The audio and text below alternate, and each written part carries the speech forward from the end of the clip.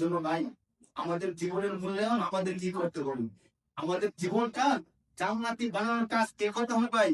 আমাদের কি করতে হবে? শয়তানের নাম দিয়ে, অমুকের নাম দিয়ে, তমুকের নাম দিয়ে, অমুকের কারণে আমি নষ্ট হয়েছি, অমুকে আমি খারাপ বানিয়েছি, এই কথাগুলো হাসরের ময়দানে চলবে না। আল্লাহ কোরআনের কয়েক আয়াতের মধ্যে বলছেন, লা তাজিরু ওয়াজিরাতুন বিজরা উখরা। আল্লাহ তাআলা স্পষ্ট ঘোষণা যে আমি আল্লাহ একের পাপের ভার অন্যর কাঁধে তুলে দিব না। এই ঘোষণা কার? আল্লাহ। বলেন এই ঘোষণা কার? আল্লাহ। এর পরে কি আর কিছু থাকে বলেন?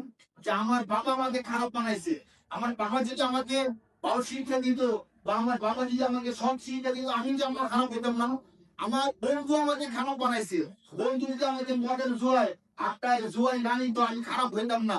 আমার প্রতিবেশী আমাকে খারাপ বানাইছে, আবার নেতা আমাকে খারাপ বানাইছে। এই কথাগুলো আমরা দ্বারা করি যে আমি তো এত খারাপ ছিলাম না, আমার বন্ধু আমাকে খারাপ বানাইছি, আমি তো এত খারাপ ওয়াজ করবো না, অমুক নেতার ফান্ডে করে আমি খারাপ হয়েছি।